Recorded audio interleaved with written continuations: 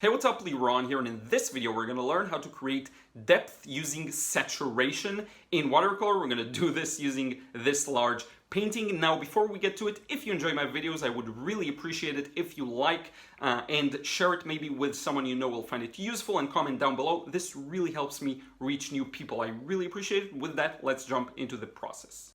Okay, so I'm going for a bit of a different format. This time it's going to be kind of a highlights video. I'm going to show you the entire process, but focusing on the major parts, and I'm going to skip a lot of the parts that feel redundant. So first, you see me measuring, drawing. I measured where the cliff begins up top and then where it ends on the left, and now I'm simply connecting them with a large shape that describes the entire shape of the mountain ridge. Next up, there are a couple of important focal points in my opinion here. One of them is obviously this tower. For the rest of it, notice how I'm just drawing out the contours in a way, just to show me approximately where everything is. And you see I'm just putting in some very large shapes that describe mostly changes in value and in color, and then we have the other tower on the left. Now, the beautiful part about starting with this simple of a sketch is that once you get it to be where you want it to be, you can start doing what I'm doing now, moving in for the actual details. I find that doing this separation, first focusing on the overall composition using very broad contour lines, and only then adding in the details, can really help you find your way around the painting and not to get lost. I see so many people that just move straight into the final details, starting perhaps from top left to bottom right, and it just doesn't work as well because there's so much to pay attention to. Start with this more fractal approach, if you will. Start large and then slowly add the smaller details. The thing is, when you add those details in, notice how I am taking my time. I'm drawing everything out carefully. I'm even adding some details, as you'll see soon. The shingles, kind of an indication for them. If you go straight into this stage, you will lose your bearings. You wouldn't know where you are in the drawing. Now, on the contrary, if you're a person who likes to go very rough and broad detailed, notice how I'm doing that too, especially with the foliage. But I am taking my time for the more important parts. I am focusing a little harder. I am taking more time. Now, notice how I'm running the mixing stage in time-lapse just to show you how long it can take, even for a simple color like the sky. Notice how long I did take to mix the right saturation, the right value. Mixing is an important part of the painting process. You always will have to devote a lot of time to it, and that's just part of it, really. So don't skip it. Take your time with it, especially before you get started with a layer. Take your time because you have time. You don't have anything on paper. Now here, once I start putting in paint, it's kind of running and working against time, essentially, because I don't want things to dry on me. I don't want to get too rough edges. And I'm not putting the paper at too big of an angle out of technical limitations, because then you won't be able to see the canvas really well. It would look a little awkward. So for the sake of filming, I didn't put the paper at too steep of an angle. Doing this will prevent the paint from moving downwards, which will hurt some of the flow. Okay, so you at home, if you paint this or outside, put the paper at a large angle. Large angle would be 15 degrees, maybe 20 degrees. This is at about 5 maybe, so that's nothing really. Now notice how I'm freely letting the yellows blend out into the mountain ridge. I don't care because that's going to add a nice little glow there. Okay, you also see me spraying the paper just to keep the paint moving. And by the way, let me know what you think of this format. It's a very different one where I'm really just showing you the key parts of the painting process. I am showing you most of the initial wash, but it's going to focus on the key parts of the process. I reduced, this was, I don't know, maybe about an hour, longer than an hour long video, and I really squeezed it in. Now I'm also interspersing some videos from my phone that I did up close, so you get to see up close and then farther. So generally speaking, just let me know what you think of that. Now we're finished with the building section, which is just a huge yellow and red chunk. Now we move on to the water. Okay, so a bit more blue. Now the water is closer to us than the sky in theory, so I do want to put in a bit more saturation there. You see, I'm taking my time to really make sure it's the right amount of saturated. I want the blue to show. okay? And then I'm putting some yellow wet in wet because some areas are going to be reflections of highly light surfaces. I want that to be reflected in the water, especially the walls. The light comes from the right. The walls that are on the right, and by the way, here's where we're at right now. The walls on the right are very light, and so they will cast this strong reflection onto the water surface that I want to make sure that you are able to see. Now notice the reds, they're just freely rendered and thrown in all directions. Notice the mixing, a lot of mixing. I'm taking my time with it. This is like 5 times faster than the original. So I did take my time with mixing this neutral gray. Here's the thing, and this is the main idea of this painting and how we get to it.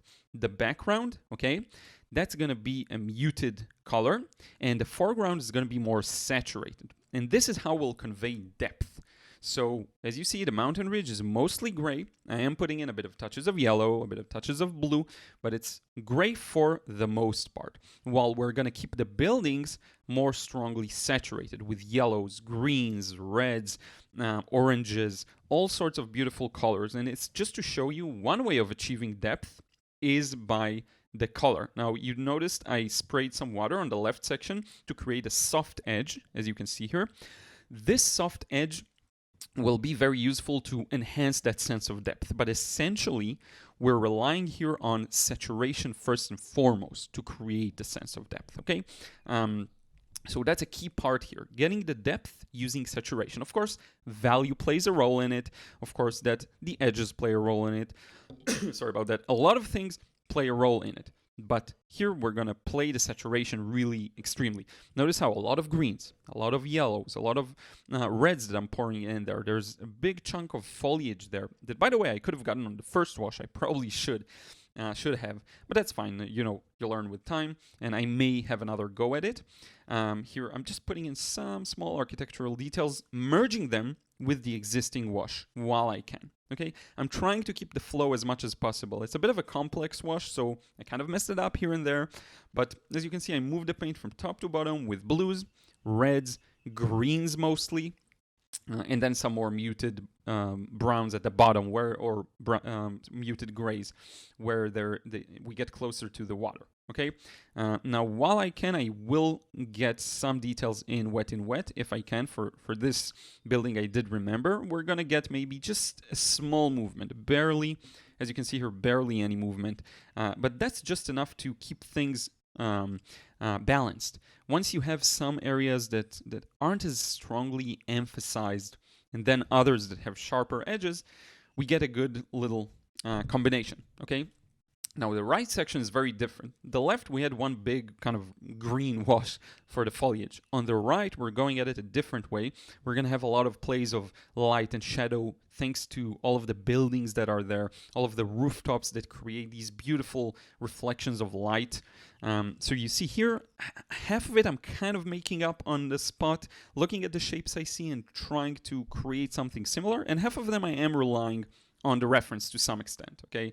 And you see, I'm trying to mix all sorts of colors if I can to create that interest in saturation. You see, we have a lot of blues and reds, which will contrast beautifully with the gray mountain ridge at the back. Remember, this is the whole idea here. Mountain ridge at the back, gray, buildings in the foreground, strong yellows, blues, and reds. I personally love primary colors, so I'm using a lot of them. You will see soon how I kind of messed it up with the left section. Could have gone much darker, but that's fine. We're going to develop this in a moment better, and you will get to see the trees kind of come to life. So yeah, I personally love primary colors. I love using, all sorts of yellows and reds and blues, and I find that if you can get a nice play of where you put the strong saturated colors and the weakly saturated colors, you just get a very interesting impression. Okay, now while this is still wet, you see the right section, I'm starting to put in some lines for the architectural details, some windows in, because I want that balance. Again, the building in the center is going to be sharp, so the buildings on the right, I need them to be more well blended. Okay, always that play of soft edges, hard edges.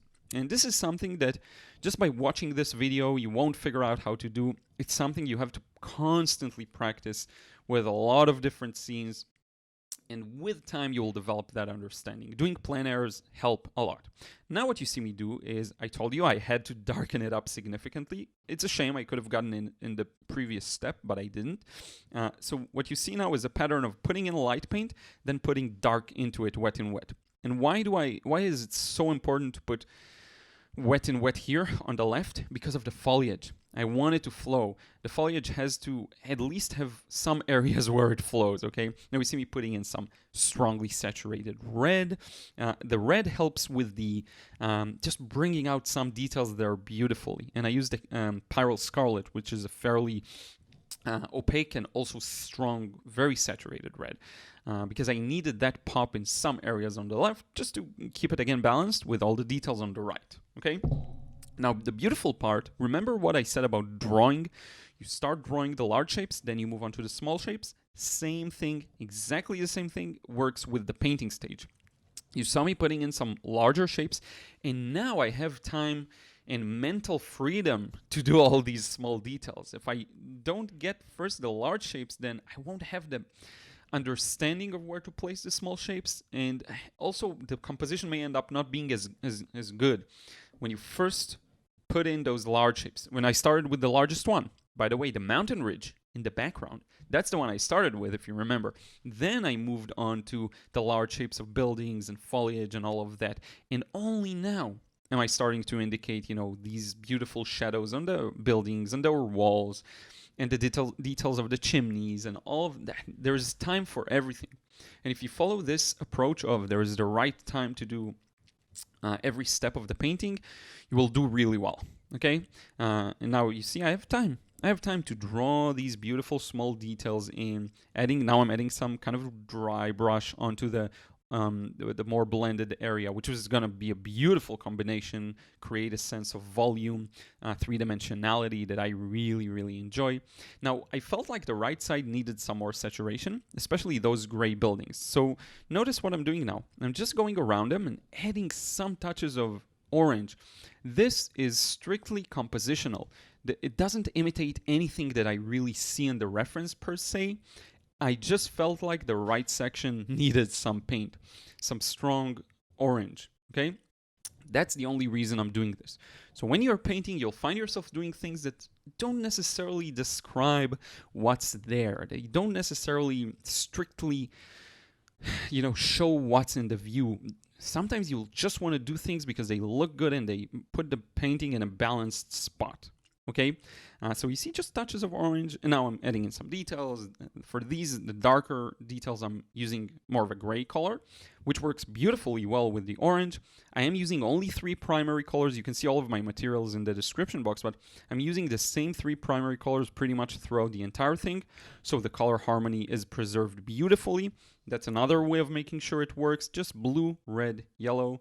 Don't need to overcomplicate things. You just repeat those same things. The only difference is I do use 2 types of red. I use the more muted kind of Parylene red, and then I use the strong, Quinacridone Rose, and then the Pyrrole Scarlet that really brings that shine and the beautiful oranges, you see? So now I'm applying some dry brush onto the water's surface. What I want to do is just capture some of that sparkle if I can. Just a bit of it. It's not that important part of the painting. And just going over the whole thing, adding some small details. We've got a couple of windows on the other tower, and where you put those details will dictate how much attention the viewer will give these areas. So I want the viewer to stop and look at this tower, so I'm putting in more windows, okay? Same goes for the central tower. I want people to stop and look at it, so I'm applying a lot of details there. Where I don't want them to look, it's more blended, it's more blurry, you know, like this right section is really blurry. So that's the kind of balance I'm personally aiming for. Now it's just the final touches, just putting here and there, you know, some windows, some rooftops, some shadows. And I will bring out this beautiful red rooftop with the darker, you see, gray background. Always a play of saturation. So yeah, this is it. I think now we are pretty much done with the process. Let's remove the tape. So we're finally done here. I'm very pleased with how it turned out. As always, lots to improve. A lot of things I might have done differently had I had a second go at it, and I may have one, who knows. But let's now remove the tape and reveal the final result. I hope you like this one and how it came out. I put a lot of effort, I think, relatively. I have paintings where I work slower, more focused, but to be honest, this reference isn't an easy one either, so there were a lot of challenges along the way, but overall, I'm very happy with how it turned out. Now let's wrap it up face to face. So I hope you enjoyed this one, and once again, plenty of things to improve. I would have simplified some other things, merged some larger shapes, especially when it comes to the trees here. There's, I think, a big mess, but it also ends up working nicely because the values are on point and the saturation looks good. So I hope that helps. I hope you realize how you can create that beautiful sense of depth using saturation, using muted colors in the background, stronger colors in the foreground. Let me know what you think of this, a bit of a different format of highlights showing you the main parts of the painting process. And don't forget to like, comment, and subscribe if you still aren't. I have tons of videos like this one. Thank you so much, and I will see you again in the next one.